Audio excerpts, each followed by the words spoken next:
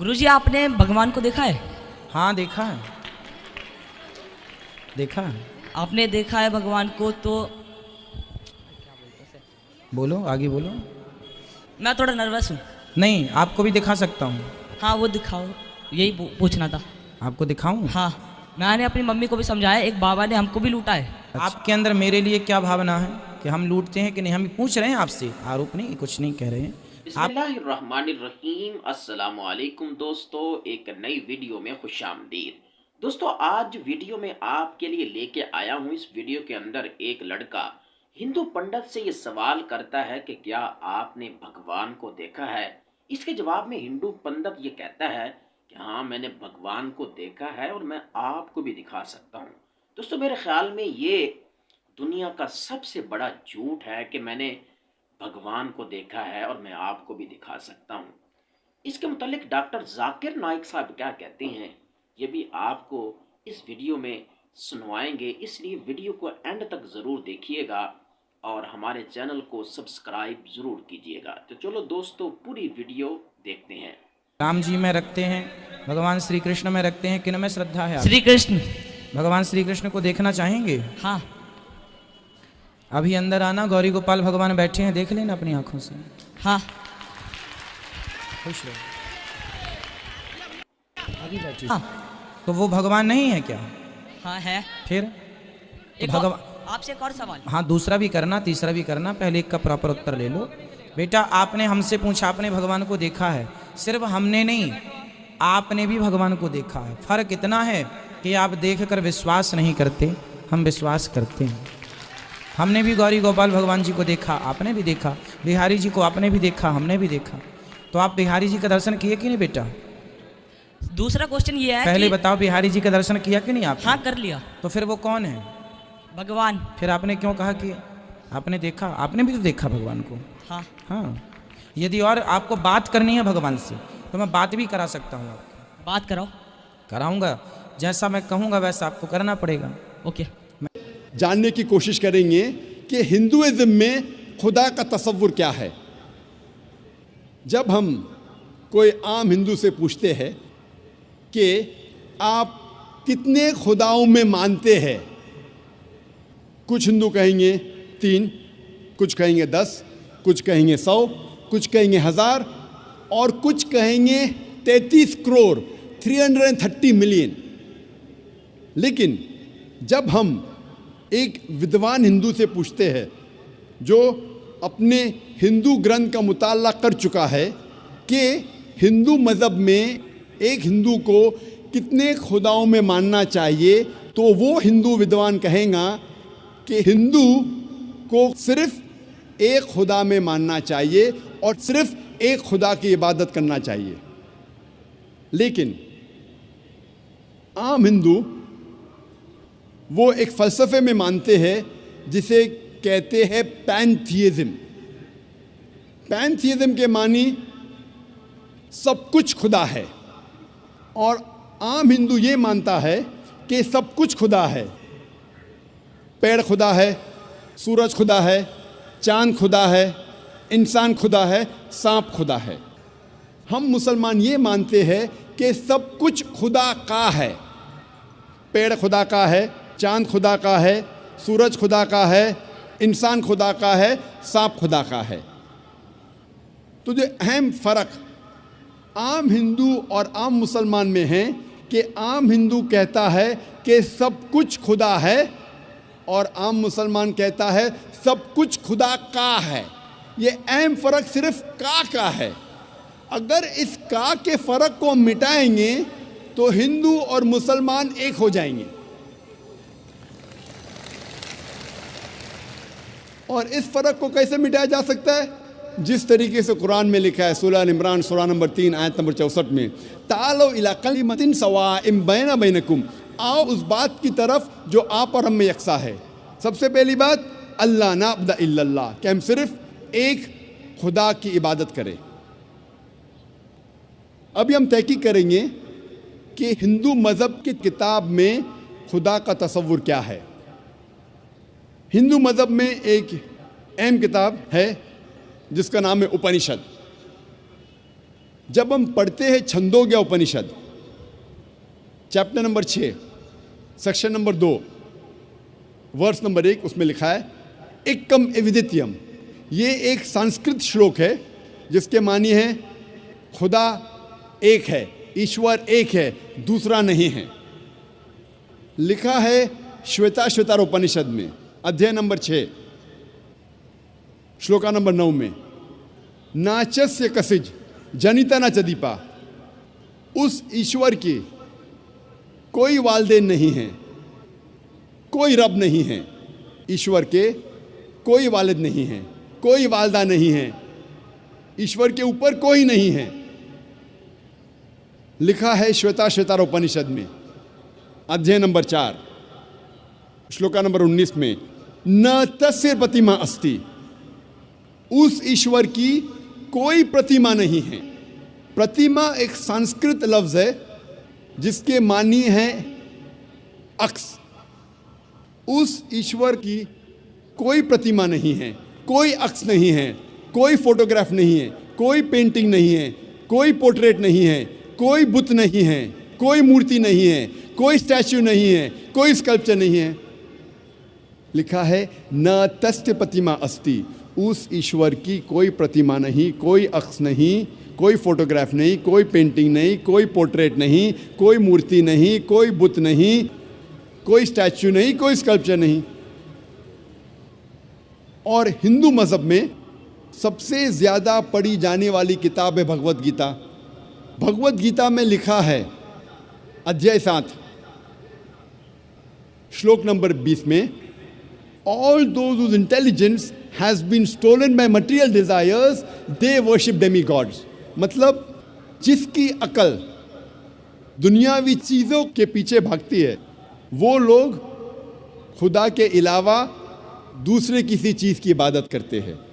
जब हम तफसीर पढ़ते हैं, कई भगवद गीता की तफसीर में लिखा है कि जो लोग की बुद्धि, जो लोग की अकल पैसे के पीछे भागती है या दुनियावी चीज़ों के पीछे भागती है, वो बुत परस्ती करते हैं, खुदा के अलावा दूसरी चीज़ की इबादत करते हैं। लिखा है भगवद गीता में अध्याय 10 श्लोक नंबर 3 में, वो लोग जानते हैं कि मैं लाफानी हूँ, वो लोग जानते हैं कि मैं जन्म नहीं लिया है और मैं सारे आलमीन का मालिक हूँ। हिंदू मज़हब में सबसे ऊंची किताब है वेद। अगर वेद और दूसरी हिंदू मज़हब की किताब में टकराव होता है तो हमें मानना चाहिए वेद। वेद हिंदू मज़हब की सबसे ऊंची किताब है। जब हम वेद पढ़ते हैं, इसमें लिखा है यजुर्वेद में अध्याय नंबर 32 श्लोक नंबर 3 में, न तस्य प्रतिमा अस्ति। उस ईश्वर की कोई प्रतिमा नहीं है। जैसे मैंने कहा, प्रतिमा एक संस्कृत लफ्ज़ है जिसके मानी है अक्स, फोटोग्राफ, पेंटिंग, पोर्ट्रेट, बुत, मूर्ति, स्कल्पचर। न तस्य प्रतिमा अस्ति। उस ईश्वर की कोई प्रतिमा नहीं, कोई अक्स नहीं, कोई फोटोग्राफ नहीं, कोई पेंटिंग नहीं, कोई पोर्ट्रेट नहीं, कोई बुत नहीं, कोई मूर्ति नहीं, कोई स्कल्पचर नहीं, कोई स्टैच्यू नहीं। लिखा है यजुर्वेद में अध्याय नंबर 40 श्लोक नंबर 8 में कि ईश्वर पाक है, उसका कोई अक्स नहीं। लिखा है यजुर्वेद में अध्याय नंबर 40 श्लोक नंबर 9 में, अंधात्म प्रविशन्ति या असंभूति मुपास्ते। अंधात्म मतलब अंधकार, प्रविशन्ति मतलब दाखिल होना, असंभूति मतलब वो चीज़ें जो नेचुरल है, जो कुदरती है। तो ये श्लोक में यजुर्वेद अध्याय नंबर 40 श्लोक नंबर 9 में लिखा है, वो लोग अंधकार में दाखिल हो रहे हैं, वो लोग जो असंभूति की इबादत करते हैं, जो कुदरती चीज़ों की इबादत करते हैं, मिसाल के तौर पे हवा, पानी, आग वगैरह। और ये श्लोक में आगे लिखा है, वो लोग और घोर अंधकार में दाखिल हो रहे हैं, वो लोग जो संभूति की इबादत करते हैं। संभूति की मानी इंसान की बनाई हुई चीज़ें, मिसाल के तौर पे टेबल, चेयर, बुत, मूर्ति वगैरह। कहाँ लिखा है? यजुर्वेद अध्याय नंबर 40 मंत्र नंबर 9 में। आगे जब पढ़ते अथर्वा वेद में लिखा है, किताब नंबर 20 अध्याय नंबर 58 मंत्र नंबर 3 में, देव महासी, महान है वो ईश्वर। और वेद में सबसे ऊंची मानने वाली वेद है ऋग्वेद। वेद 4 किस्म की होती है, ऋग्वेद, यजुर्वेद, सामवेद, अथर्ववेद। ये चारों में सबसे ऊंची वेद है ऋग्वेद। ऋग्वेद में लिखा है, किताब नंबर 1 अध्याय नंबर 164 मंत्र नंबर 46 में, एकम सत विप्र बहुधा वेदांते, सत्य एक है, सच एक है, ईश्वर एक है। और साधु संत और विद्वान इस ईश्वर को कई नामों से पुकारते हैं। ये पैगाम फिर से दोहराया गया है ऋग्वेद में, किताब नंबर 10 अध्याय नंबर 114 मंत्र नंबर 5 में। इसमें लिखा है कि खुदा एक है, ईश्वर एक है, ईश्वर एक है, लेकिन विद्वान, संत, साधु इस ईश्वर को कई नामों से पुकारते हैं। और जब हम ऋग्वेद पढ़ते हैं, किताब नंबर 2 अध्याय नंबर 1, सिर्फ किताब नंबर 2 अध्याय नंबर 1 में 33 नाम और सिफतें दिए गए हैं इस ईश्वर को।